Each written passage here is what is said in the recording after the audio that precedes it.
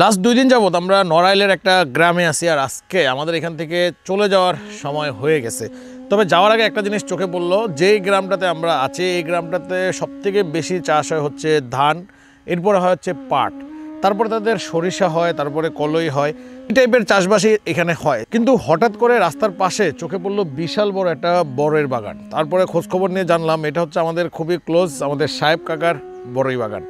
আর এই বড়ই বাগানটা নিয়ে আমার কাছে একটু কৌতূহল হলো, যেই এলাকাতে মানুষের সবথেকে বেশি ধান চাষ করে আর পাট চাষ করে, সেখানে এলো কিভাবে বড়ই বাগানের চাষ করলো, এবং সে বিশাল বড় একটা প্রজেক্টও তৈরি করে ফেলছে, এবং এটা হচ্ছে তার দ্বিতীয় বছর। তাহলে প্রথম বছর সে কীভাবে করছিল চলেন তার কাছ থেকে শুনে আসি। আপনি এটা কীভাবে শুরু করছেন? আমি 2024 সালে আমি প্রথম ভূমিকা নিই।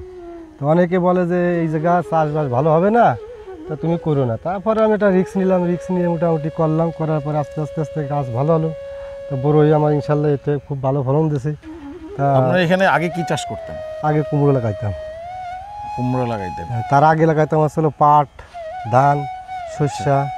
মানে বড়ইটা আপনি প্রথমে এখানে করছেন? কতটুক জায়গা? এই জায়গা আছে মনে করেন শতক আছে 93 শতক। 93 শতক। গাছ লাগাইছেন আনুমানিক কতটা? গাছ লাগাইছি 465টি। 465টা গাছ লাগাইছেন। আপনি গত বছর থেকে শুরু করছেন? এটা গত বছর আপনি মানে বড়ই বিক্রি করছেন কত মন?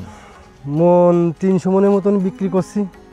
আর মনে করেন কিছু লাস্ট ফিনিশিংয়ে আটকে ঝরে গেছিলো, বেঁচে পারছিলাম না, সেটা আমার ব্যাপার। আর এইটা হলো সেকেন্ড বছর নাকি? যাক, এই বছর আশা করতেছি ওনার এটা আরও ডেভেলপ হবে। আর এই এলাকা থেকে এর আগে এই চাষ কেউ করছে আগে কখনো? এই চাষ কেউ করিনি, আমার পরে আবার লোকে আনছে এই চাষ। মানে আপনি এটা দেখে তারপরে আনছে? আচ্ছা, আর এই বড়ই গাছগুলো কত বছর মানে ফলন দেয়, কয় বছর? ফলন দেবে আসলে 4-5 বছর রাখা যাবে। তারপরেও রাখা যাবে, কিন্তু বড়টা ছোট হয়ে যাবে। আমার এটা খুব আদর করছে, আমার এটা চাইছে, আমি এটাই করবো যতদিন বাঁচে থাকি। ধান পাট যা আছে না, তার সাথে আমার এটা হলো আছে, বেশি আয় আছে। যাক, আপনার বড়ই প্রজেক্টের জন্য শুভকামনা রইল। আর সামনের বছর আবার আমরা দেখবো যে সামনের বছর কি অবস্থা হয়। সামনের বছর আবার লাগাবো, আমি আর একখানে বাড়াবো। ও মানে এই প্রজেক্ট আরো এক্সটেনশন করবেন? আর জায়গায় লাগাবো? হ্যাঁ, এটা থাকবে, মানে 8টা লাগাবো, আর এতনিক লাগাবো, একটা দাগে আছে আগামী যদি আল্লাহ বাঁচায় রাখে। যাক, শুভকামনা আপনার বড়ই প্রজেক্টের জন্য।